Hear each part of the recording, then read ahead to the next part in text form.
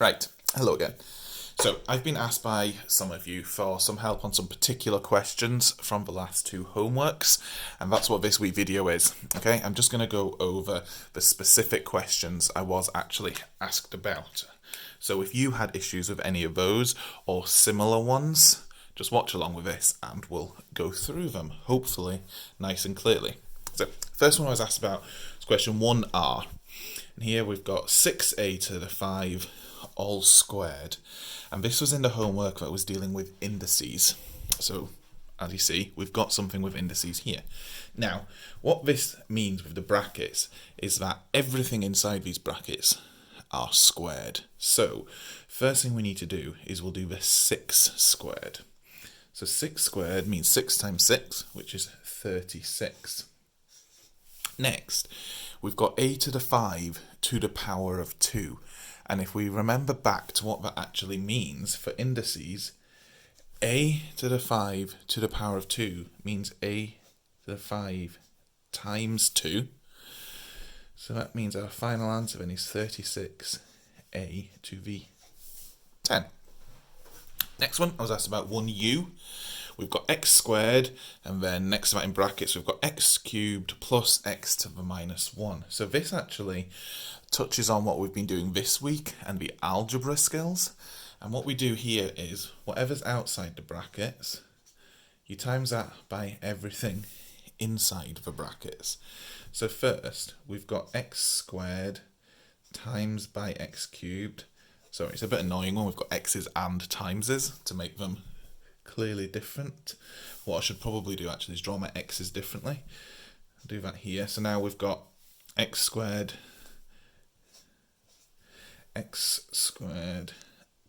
times x to the minus 1. Okay, because we've got x squared times x cubed, x squared times x to the minus 1. And then if we remember what that means for indices, if we times together bases, if it's the same base, we add those powers together. So what we get here then is this is going to be x to the 5. So I've got this plus in the middle. And here, 2 add minus 1. Well, that's 2 take away 1. So we've got x to the 1. I'm not going to bother writing that one up there. There's no point. Okay, now, this is our final answer. We cannot add these together because x to the 5 is different to just x. You can't add bases together if they've got different powers, okay? And we're going to use exactly what we did here for this question. So what's outside multiplies by everything that's inside. So what we've got is, we've got p to the minus 3 times p to the 4. And then we're going to take away from that p to the minus 3 times p to the minus 8. And using what we did above, if you've got a base times a base, remember you add the powers together. So here, minus 3 add 4 is 1. So that's p to the 1. I'll put the 1 up there this time. Okay. I could leave it off. Doesn't matter either way. Then still got the takeaway. And now I've got minus 3 add minus 8. So that's minus 3 take 8, which gives me p to the minus 11. And this is my final answer. Sorry, I should have been underlining these just to make them clear. And I'm not going to do anything more with that because these are different. They can't be added or taken away from each other. Just like the standard algebra you're used to, you couldn't add an a squared and an a together. So you can't add or take away a p to the 1 and a p to the negative 11. Okay, now, question 1x is a little bit trickier. And what we're going to have to do here is we're going to deal with this in stages. So the first thing we're going to do is we're going to leave the bottom of this exactly the same, 3x to the minus 4. We're just going to deal with the top part first. So we've done this before with indices. It's just scary seeing it all together. What you do is you deal with the numbers first. So we've got 5 times 6, that's 30. Now we've got x to the 4 times x to the minus 8. So remember what we did here. When you're timesing them together, you add the powers. So what's 4 add minus 8? Well, that's 4 take away 8. So that is negative 4. So we've got x to the negative 4. Now this isn't finished, however. Now we'll deal with the bottom bit. So remember, this line here of your fraction, that just means you're dividing by the bottom. So again, deal with the numbers first. 30 divided by 3 gives you 10. And now we've got x to the minus 4 divided by x to the minus 4. Okay, so with two ways of going about this. If I've got 10 divided by 10, that's just 1. 5 divided by 5 is 1. So if I've got something divided by itself, my answer is just 1. But we can work it out as just being 1 using our indices laws just to prove it. So remember, if you've got bases now and you're dividing them, you take away the powers. So this is actually saying x to the minus 4 take away minus 4. Negative take away negative is a positive, so that's actually 10x to the minus 4 plus 4. Minus 4 plus 4 is 0, so this is actually 10x to the 0, and anything to the power of 0, remember, is 1.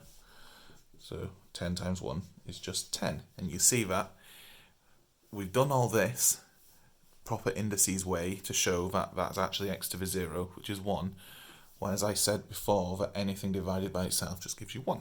Okay, so we could have skipped all that, but it's good to show it, just to make it clear where it comes from. Now, on to question 4, again on the indices homework. Here, this question asks you to write them in index form. So that means we don't want any root signs, we want them as things with powers. Most of the work we did focused on going from the powers to this form. This is just going the other way. So, if we write down our rule quickly, just to remind ourselves, we have that x to the a over b equals x in the brackets in the root there, the bottom bit goes outside, the top bit goes up top. So we're going from this just back to this time, and this is something that you've all been able to do, so this should be okay once you're made aware of what it actually is. So here it's a root sign with no numbers. Remember, the one with no numbers means there is actually a 2 there. So if we were to get rid of that root, we know we're going to have a fraction as the power. The bit here goes on the bottom of your fraction, so you know it's going to be a 2 on the bottom. The bit up the top goes on the top. No number there, that means it's a 1. So 1 over the root of a is the same as 1 over a to the half. Let's do the same thing here. We've got no number at the top, so we know the top of our fraction is going to be 1. The number outside goes on the bottom, so we have that as our answer. Again, these are all 1 over because this is on the bottom, so just writing it with an index isn't going to change whether it's on the top or the bottom. Again, okay, we're going to have x, and there's going to be some sort of fraction up here. The number outside goes on the bottom, the number there goes on the top, so we've got 1 over x to the 4/3. And the last one of these index questions, again it's 1 over, we've got m, we know it's going to be some sort of fraction power because there were roots involved. The number outside goes on the bottom, the number here goes on the top, so we've got 1 over m to the 3/5. Oh, sorry, did not realise that last one was not on the page, sorry about that. So we've got here, the number out here goes on the bottom of the fraction, the number here goes on the top. So that covers all the specific ones in the indices questions I was asked about. And I was asked about one of the algebra questions in particular. That was question 29F. I believe this was on the second attachment to do. Now, so we've got 10x squared y divided by 5y. Now, when we're dealing with algebra and dividing, I always find it easier if instead of writing it as a divide symbol like that, we just write it like a fraction. Just helps me visualize cancelling things out. And just like we did with the indices, we'll deal with the numbers by themselves and then the letters. So let's deal with the numbers first then. 10 divided by 5. Well, that's 2. x squared divided by, well, there's no x squared or anything to divide it by, so that stays the same. Y divided by y. This is just like we did before when we had the indices. Something divided by itself is just 1. So y divided by y would be 1. So that would be 2x squared times 1. There's no point writing that times 1 there. It doesn't do anything. So our answer is 2x squared. Another way of thinking of that is of cancelling things out. So if you cross them off as you cancel them out, that can make it a wee bit easier. So you cross this 5 off. How many times does 5 go into 10? 2. Okay. You cross this y off. That gets rid of the y up there. So that means then this has become a 2, because 5 goes into 10 2 times. That y cancels with that y. So you're left with 2x squared, which is what we had here. So hopefully that clears everything up. If it does not, feel free to get in touch and ask for more help. So again, thank you for listening.